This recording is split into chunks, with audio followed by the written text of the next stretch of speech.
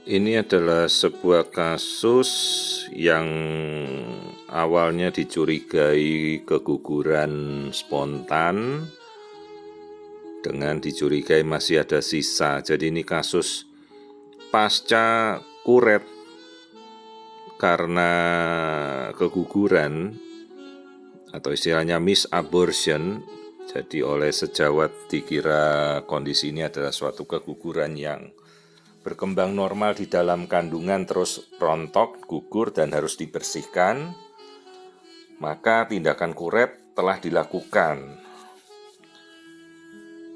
Namun setelah pemeriksaan bukannya kondisinya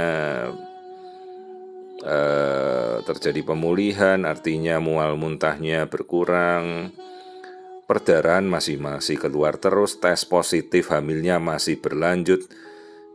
Jadi sekali lagi pada kasus-kasus yang kita curigai bahwa hamil tidak berkembang, jadi kalau seorang ibu hamil tes pack wajib dilakukan. Begitu dia telat, maka begitu seorang ibu juga keguguran, ya tes pack wajib dilakukan lagi, jangan tidak dilakukan.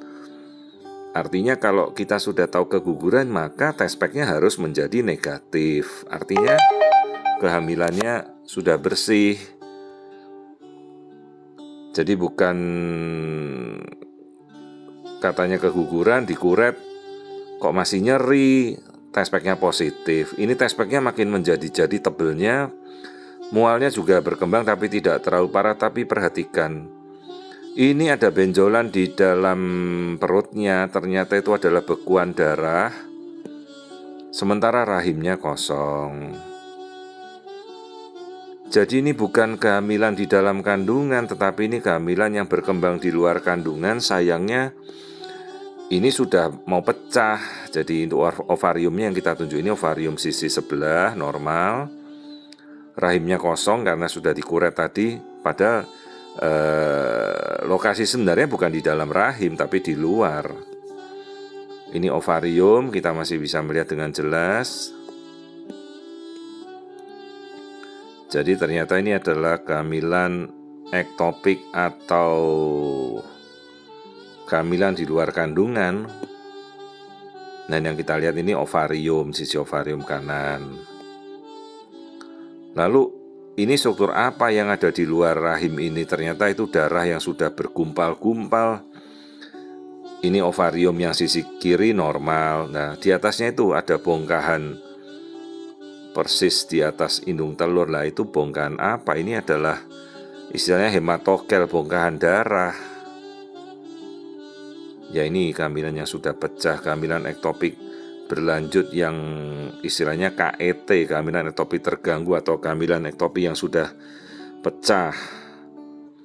Pecah kenapa? Karena dia nempelnya pada saluran indung telur yang bukan lokasi sebenarnya, kan saluran tersebut tipis, jadi tidak bisa menampung perkembangan embrio.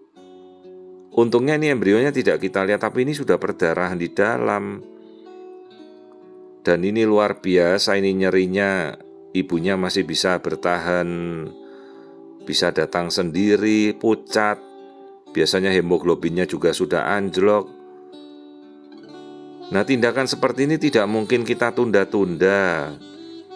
Kita edukasi segera untuk kita lakukan evakuasi, kita bersihkan dengan tindakan pembedahan. Namanya laparotomi, eksplorasi, untuk mengeluarkan kehamilan ektopik pecah itu yang sudah berdarah-darah di dalam. Ingat, ini tindakan emergensi, bukan untuk ditunda-tunda besok atau lusa atau minggu depan. Apalagi kalau kita tidak punya bukti bagaimana perkembangan hormon hamilnya. Kalau kita bisa melakukan pemeriksaan beta HCG, ibunya stabil dan mereka patuh disiplin, ya kita boleh kontrol minggu depan, lihat cek hormon beta HCG-nya anjlok apa tidak. Tapi kalau hormon beta HCG-nya meningkat berkali-kali lipat, kemudian dia pingsan karena perdarahan sudah luar biasa di dalam bayinya, hati-hati, itu bisa sampai 1 liter, 1,5 liter darah habis dari tubuh ibunya. Bayangkan saja itu sudah akan kolaps. Ini ukurannya kantongnya aja udah 9 minggu. ibunya bisa pingsan, bisa membahayakan nyawanya sendiri apabila tidak tertolong. Ini saja kan tidak ketahuan, coba karena dikira hamil di dalam kandungan, terus dilakukan kuretase, terus ibunya masih perdarahan saja terus dengan nyeri, ternyata test pack-nya positif. Jadi kalau setiap orang yang keguguran, kalau kita test pack pertama kali karena telat haid langsung test pack pinginnya positif, maka kalau kita sudah test pack positif, keguguran juga test pack diperiksa lagi. Pastikan bahwa test pack-nya sudah negatif, artinya sudah bersih. Jadi jangan cuma di USG saja, katanya USG kuret bersih. Pastikan juga bahwa test pack-nya sudah negatif. Jadi dalam 3 minggu selama pasca keguguran test pack sudah harus negatif.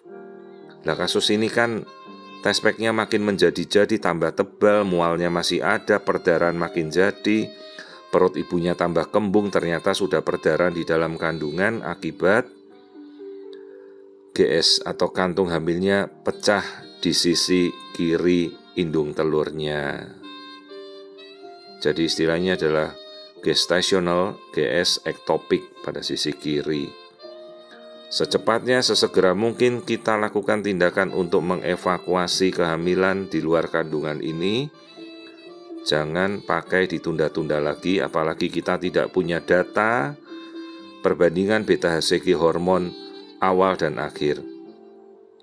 Repotnya kalau pasien ini bukan pasien kita, dia datang tanpa ada keluhan, hanya sekedar ingin memeriksa kehamilan, ternyata kita diagnosa hamilnya kehamilan ektopik.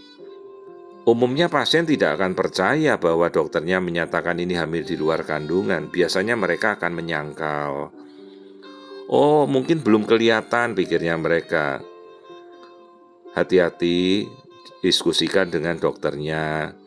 Jangan mengambil tindakan sendiri, jangan berasumsi sendiri. Ingat, kehamilan ektopik yang tidak terpantau taruhannya nyawa si ibu. Dan banyak sekali kasus-kasus kematian ibu terjadi karena kehamilan ektopik, perdarahan yang tidak tertangani, lalu tiba-tiba menyebabkan syok hipovolemik akibat darahnya bisa hilang sekejap. Dalam 30 menit pecah saja dia bisa hilang sampai 3 liter darah yang hilang dari peredaran darah si ibu.